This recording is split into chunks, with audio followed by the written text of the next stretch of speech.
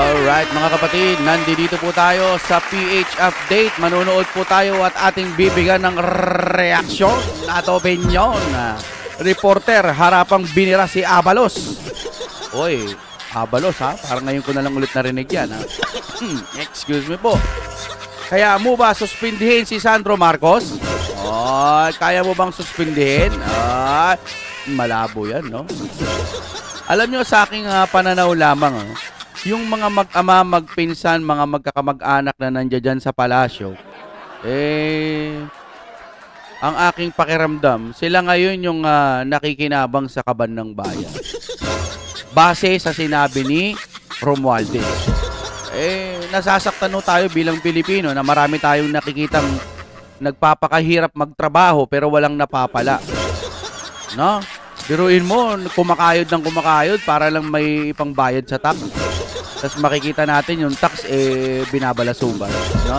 Okay, panoorin ho natin ito ng sabay-sabay. Anong meron dito? Kung gusto nyo naman ng mura na at mabilis na internet, nandito na ang Fiber ni Juan. Maaasahan, kaya tawag na. Baka meron na sa inyong lugar ang Fiber ni Juan. PH Update, anong meron dyan? Kasi parang pakiramdam nila, pinanigan ninyo yung mga kurakot na sangkot sa flood control while Barsaga, who is speaking openly against corruption in the Marcos administration, siya pa itong na-suspend ng House of Representatives. So, parang ang dating is let's be blunt, the crocs protecting each other, the crocodiles protecting each other. What's your thought on that? Nako, matindi ho yan mga kababayan. Ano ba? Una pa lang na tanong, parang alam mo yung nagtatanong ka pero parang dun pa lang pinupukol na, no? Na eto ang base ko sa pagkakaintindi ko yung isang congressman na nagsasalita para sa ating bayan at minumulat yung mga mata ng mga kababayan natin na maraming crocodile dito. Yun pa yung kanilang ginurgor si Barsaga. 'Di ba? Kumbaga parang pinoprotektahan po nila yung mga crocs. Base dito sa napanood natin. Tignan nyo mga kaibigan Tinaguri ang pork barrel king. Itong si Sandro Marcos at itong si Martin Romualdez. Kung sang-ayon ho kayo dyan, i-share nyo ho itong video na to. Ganito lang ho kasimplihan mga kababayan. Pinsan ng presidente at anak ng presidente, sila ho ang nakakaladkad dito sa kung tawagin makabagong pork barrel na kung saan walang humpay na ghost project at insertion ang ginagawa nitong mga hinayupak na to. Di ba nung kailan lang nito may natagpuan na naman daw na mga ghost project, parang 200 ata. Tapos mayroong pang 20,000 na iimbestigahan. Yung 20,000 na yun, malamang may makukuha pa dong mga ghost project sigurado. Grabe ho ang ating Pilipinas. Wala na ho silang kabusugan, ano? Banat na lang sila ng banat. Alam mo, nakakakain naman ng maayos siya, nakakatulog naman ng mahimbing. Marami naman silang pera, pero kailangan pa rin nilang kumulimbat ng kumulimbat. Grabe, ano? Kumbaga hindi sila mabubuhay kung hindi sila makakakulimbat. Ay. Ngayon mga kababayan, imposible hong hindi alam ng presidente yan. Naman. Imposible hong hindi niya alam na ang kanyang pinsan at ang kanyang anak talagang winawalang hiya ang pondo ng sambayanan. Kung hindi kumibo ang presidente, isa lang ho ibig sabihin yan. Malamang sa malamang, kasabwat din ho sa kalokohan ang mga nasa Malacanang. Pero bago yan, isang like at isang subscribe. Masaya na ho tayo dyan at sa mga gusto sumahal sa ating community, yung join button, nandyan lang mo sa umbat. Dito sa video na to, anak ng tokwa talagang itong si JC Abalos. So JC Abalos, pakinig ka ha. Napakawawalang hiya nyo dyan sa House of Representatives. Anak ng tokwa, mantakin nyo mga kababayan. Napakaraming immoral na nangyayari dyan sa House of Representatives. Immoral? Kapwa congressman nagkakabitan. Totoo. Nababalitaan ho natin yan. Mga congressman nagpaparada ng sandamukal na babae sa kanilang opisina. Tapos yung bata nagsasalita kaugnay sa kung anong totoong nangyayari sa ating bansa, siya naman ho ang sinuspende na itong mga walang yang taga-ethics committee. Grabe ethics committee. So ibig sabihin may nagsasalitang mabait, may nagsasalitang concern po sa mga nangyayari. Pero ang ginagawa nila parang pinatahimik pa nila. No? Napakasama kung ganoon pala talaga. Unahin nyo muna yung mga magnanakaw, tapos yung mga nagkakabitan na may asawa na, tapos sila nagsisibakan dyan sa House of Representatives. Grabe naman. Alam nyo yan, anak ng tokwa, nasa iisang bahay kayo, alam nyo kung sino nagsisibakan dyan ng mga congressman. Grabe, may ganun. May mga mag-aasawa na nga, nagagawa pang pagtaksilan yung kanilang mga asawa. Partida kasama pa nila dyan sa House of Representatives. Ha? OMG. So, ibig sabihin, maraming nagkakabitan dyan po sa House of Representatives. OMG. Ito parang garapala na pala dyan. Ano ba yan? Na House of Demonyo? Question mark lang, ha? Grabe naman yan. Ganun ba kadumi ngayon ng House of Representatives? Sobrang ika nga mga kasalanan dyan sa House of Representatives, sukdulan na talaga ho mga kababayan. Di na lang pagnanakaw. Talagang ika nga bakbakan ho ang labanan dyan mga kababayan. Pero, kung impyerno pala yung nandiyan dyan, ito base lang sa pinanonood natin, ano? Kung impyerno pala yung nandiyan dyan, nakakaya naman kay Satanas. Grabe naman. No, alam nyo, akala kasi nila tulad pa rin ng dati yung panahon. Kasi nung unang panahon, kayang itago yung mga kasamaan, no? Ngayon ho kasi may social media na. Hindi man na ibabalita ng mga bias media, may mga tumatagas-tagas, kumbaga may mga butas-butas, no? Nakikita ng mga kababayan ho natin yung mga pinagagawa nila. Kaya siguro nakakapagsalita si Kuya PH Update sa mga ganyan, ano? Ako, ngayon ko lang narinig, may kabitan pa lang nangyayari dyan. Grabe, kung totoo yan, anak ng teteng, anong klaseng opisina yung mga yan? Yan, rekta na ho tayo mga kababayan dito sa Pork Barrel King, ha? Ito yung sinasabi na lang pork barrel, parang ibang version nito kasi ang lalaking pera Biruin mo, ang daming mga pera. Tapos, inuna pa nila si Barsaga, no? Wow, ang galing, heavy talaga. Si Barsaga, inuna pa nilang inaksyonan. Nagsasabi ng totoo, walang ninakaw. Tapos ngayon yung mga magnanakaw, ang tagal, wala pa rin nakukulong. Parang buwan pa ang lilipas. Anong klaseng gobyerno to?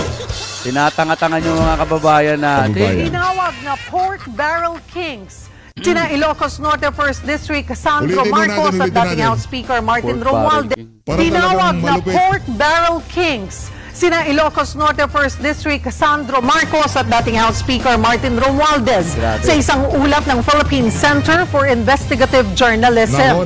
Ayon sa Malacanang, bukas naman ang First Family sa anumang lifestyle check.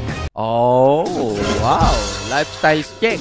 Di ba may nasunog na DPWH?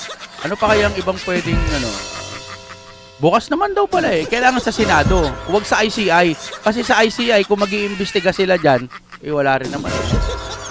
Lifestyle check, gusto ko, dapat dyan, public, para matindi. Nagbabalik si Maricel Halili. Wala mong pinagbabawa sa lifestyle check. Open po, even before. Kahit si Pangulong Bongbong Marcos at ang kanya buong pamilya. Lifestyle check. Anak ng tokwa, di na namin kailangan silip. Hindi, kasi baka naipasa na rin sa mga ibang di ba, nitong huli, di ba, anong ba sabi nila? Pwede na daw palang ilagay sa Bitcoin o sa digital, ano bang tawag sa ganyan? Cryptocurrency. Kasi pag nilagay mo nga naman doon yung pera, wala naman nagsasabi dong bawal Di ba? Wala naman ding detection ata doon o kung ano pa man. Walang tanong-tanong, walang question, walang ID, walang papel kung saan nanggaling yung pera. Basta pwede mong ipasok sa crypto daw. Aba putya, matindi, di ba? Doon mo itago, kumbaga money laundering, doon mo ilalagay. Sino mga nakakaalam dun sa crypto? Ay yung mga, parang Bitcoin yung mga yun putya, antindi kung doon nila ilalagay. Tapos pwede mo nang ilabas yung pera, malinis na kasi galing na doon nga sa Bitcoin. Doon pala pwedeng maglinis ng pera. Ay, grabe yun. Kung totoo, Yung lifestyle ng ng First Family.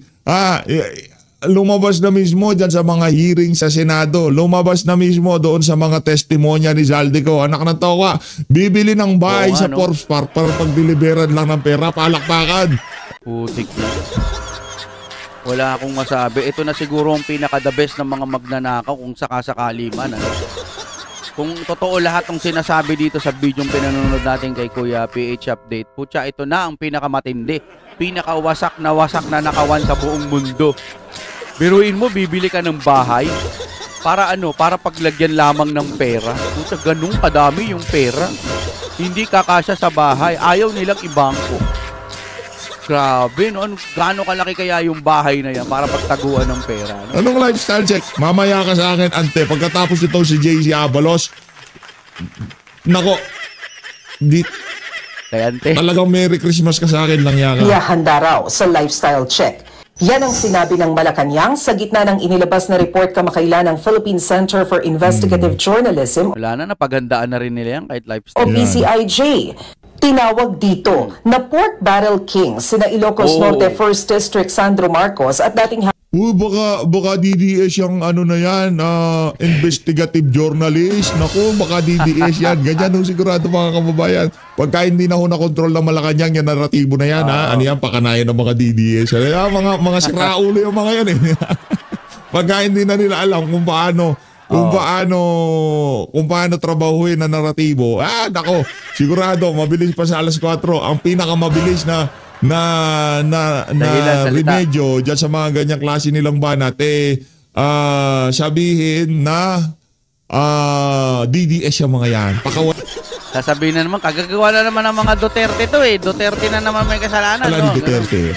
House Speaker Martin Romualdez. Base sa PCIJ report, pinakamalaking bahagi ng tinatayang 1.2 trillion pesos allocable funds ng DPWH ang napunta raw kay Sandro Marcos. Sa loob ng 3 taon, umabot sa 15.8 billion pesos ang napunta sa distrito ng Presidential Son. Halos doble yan ang allocable funds na nakuha ng Ang lalaking pera nito, oh. Pero mo, allocable fund, 15.8 billion. Ngayon yung 15.8 billion na yun, bakit ganon? Bakit hindi nila to imbestigahan?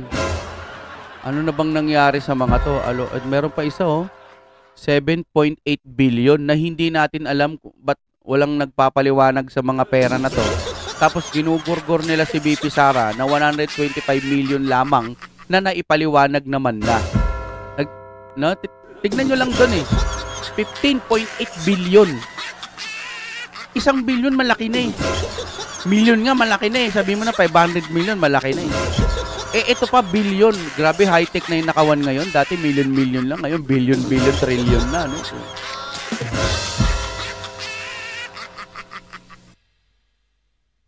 grabe talaga.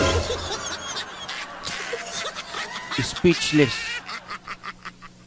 7.8 billion. 15.8 billion. Sana yung mga yan? Bakit walang nagpapaliwanag? Anong pinagastosan yung mga yan? Bakit ganun, di ba?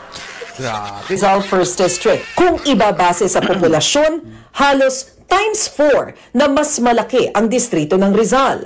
Natanong ang palasyo kung ano ang masasabi ng Pangulo tungkol dyan. Nabasa na po ng Pangulo ang nabanggit na report or pag-uulat ng PCIJ. Alam naman po ng Pangulo na alam ni Congressman Sandro Marcos ang kanyang ginagawa at alam niya po kung paano ito sasagutin. Puta, ganun lang. Ganun lang yun.